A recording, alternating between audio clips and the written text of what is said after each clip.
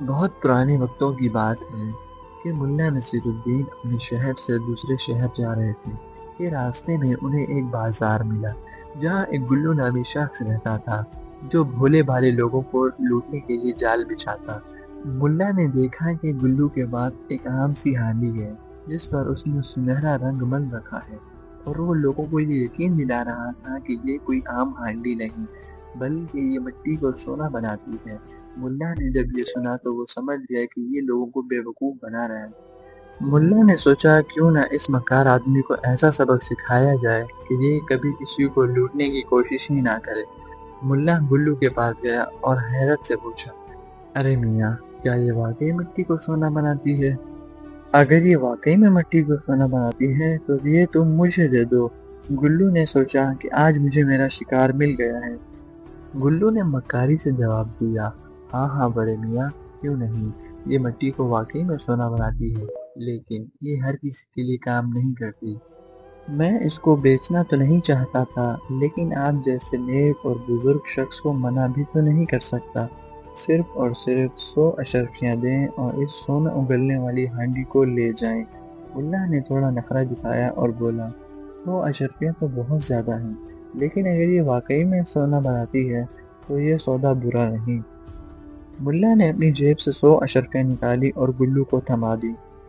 اشرفیاں ملتے ہی گلو وہاں سے بھاگنے کی کوشش کرتا ہے، لیکن ملا نے اس کا ہاتھ پکڑا اور بولا، ارے میاں، اتنی بھی کیا ضروری ہے، یہ تو بتاؤ یہ کام کیسے کرتی ہے؟ ایسا نہ ہو میں گھر جا کر اس میں مٹی ڈالوں اور یہ سونا ہی نہ بنائے۔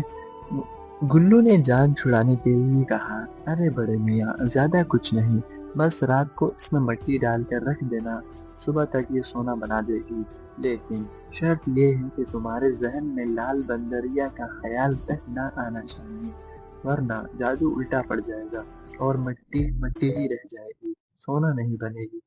اس کے بعد ملا گھر کی طرف جانے لگا۔ گلو یہ سوچ رہا تھا کہ آج اس کو اچھا شکار ہاتھ لگا ہے، مگر ملا کے ذہن میں تو کچھ اور ہی چل رہا تھا۔ اگلے دن ملا اسی بازار میں واپس آیا اور زور زور سے چلانے لگا، او گلو، او گلو، او بڑے میاں، تمہارا بھلا ہو، میری تو نسلیں در جائیں گی۔ گلو نے سوچا اس بیوقوف کو کیا ہو گیا ہے، یہ ایسے کیوں چلا رہا ہے جیسے اسے کوئی خزانہ مل گیا ہو۔ جب گلو نے قریب جا کر دیکھا تو اس ہانڈی میں واقعی میں سونے کے سکے چمک رہے تھے۔ گلو نے یہ دیکھا تو اس کی آنکھیں تو پھٹی کی پھٹی رہ گئی۔ اس نے سوچا کہ واقعی میں یہ ہانڈی مٹی کو سونا بناتی ہے اور مجھ سے بہت بڑی غلطی ہو گئی ہے۔ گلو کی لالچ اس پر حاوی ہونے لگی۔ اس نے ملا کو کہا، ارے بڑے میاں، رات کو میرے بزرگ میرے خواب میں آئے اور انہوں نے کہا، یہ ہانڈی ہمارے خاندان کی نشانی ہے، تم نے اسے کیوں بیچ دی؟ لہٰذا میں چاہتا ہوں کہ آپ یہ ہانڈی مجھے واپس کر دیں۔ ملا نے کہا، نہیں نہیں، میں اس ہانڈی کو کیوں بیچوں گا، میرے پاس تو گھر پر بہت مٹی پڑی ہے، میں آج رات ساری مٹی اس میں بھر دوں گا اور صبح تک امیر بن جاؤں گا۔ گلو کے کافی اصرار پر ملا نے کہا، میں 500 اشرفیوں کے بدلے یہ ہانڈی واپس کروں گا۔ گلو فوراً گیا اور اپنے زندگی کی ساری جمع پوجی لے آیا اور ملا کو تھما دی۔ ملا نے ہانڈی واپس کرتے ہی کہا، گلو، جب تم اس میں مٹی ڈالنا تو ایک بات یاد رکھنا کہ لال بندریا کا خیال تمہارے ذہن کے آس پاس بھی نہیں بھٹکنا چاہیے۔ اسی رات گلو نے ہانڈی میں مٹی بھر دی اور سونا بننے کا انتظار کرنے لگا، لیکن وہ جتنا لال بندریا کو نہ سوچنے کی کوشش کرتا، لال بندریا اس کے ذہن میں اتنا ہی آ رہی تھی۔ اگلے دن پھر وہی، ایسے ہی 3 دن گزر گئے، لیکن ہانڈی میں ذرا سا بھی سونا نہیں بنا۔ 3 دن بعد گلو کو یہ سمجھ آ گیا کہ ملا نے اس کو 500 اشرفیوں کا چونا لگا دیا ہے۔ جو گلو لوگوں کو لوٹا تھا آج وہ خود لوٹ گیا تھا۔ اس کی ساری زندگی کی جمع پوجی ملا نے ہتھیا لی تھی۔ گلو نے اپنا بھیس بدلا اور ملا نصیر الدین کے گاؤں جا پہنچا۔ گلو نے ملا نصیر الدین کو کہا، جناب، میں ایک مسافر ہوں، کیا مجھے ایک وقت کا کھانا نصیب ہوگا؟ ملا نصیر الدین کی تیز آنکھوں نے اس کو پہچان لیا، مگر ملا خاموش رہا اور بڑی چالاکی سے بولا، جی جی آپ بالکل صحیح جگہ آئے ہیں، آئے آئے اندر تشریف لائیں۔